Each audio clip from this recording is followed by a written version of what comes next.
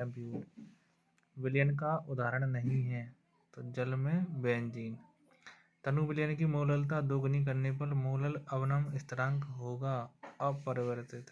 राल्ट का नियम निम्न में से संबंधित है। वाष्प दाब से। निम्न में से कौन सा अणुशुल्क गुण है? तो ये होता है परासरण दाब। अर्धपारगम झिल्ली रासायनिक रूप से होती है कॉपर फेरोसाइनाइड की।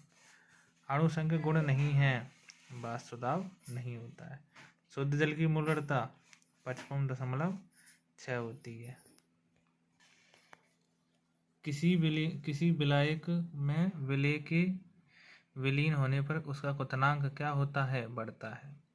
एक विलयन की सांद्रता निम्न में से किस तरह व्यक्त करने पर ताप आधारित नहीं रहेगी? मोललता। 1000 ग्राम विलायक में उपस्थित विलेय के मोलों की संख्या को क्या कहते हैं? मोललता। गैस का द्रव में विलयन का नियम किसने दिया था? हेनरी ने। पीतल कैसा है? ठोस विलयन है। कैसा है? ठोस विलयन है।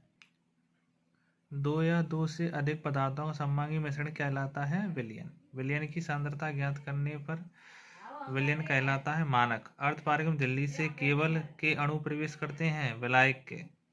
संतृप्त विलयन में निश्चित ताप पर विलेय की और मात्रा घुली जा सकती है। संतृप्त विलयन।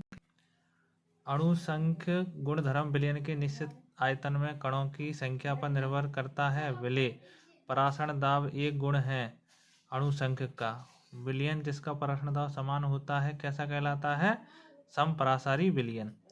वह शुद्ध विलायक जो सभी परिस्थितियों में नियम का पालन करता है, राउल्ट के नियम का। डेसी नॉर्मल विलयन की नॉर्मलता होती है 1/10। प्रति लीटर विलयनों में विलेय की मात्रा विलयन की कहलाती है शक्ति। क्या कहलाती है? शक्ति। धनात्मक विचलन प्रदर्शित करने वाले विलयन एजिट्रॉफ बनाते हैं मिनिमम। ऋणात्मक विचलन वाले विलयन क्वथनांक एजिट्रॉफ बनाते हैं मैक्सिमम। विलयन के सभी घटकों को मूल अंश मूल प्रभाज्य का योग होता है 1। अनादर्श विलयन बनने तथा दोनों में परिवर्तन होता है एंथैल्पी और आयतन का।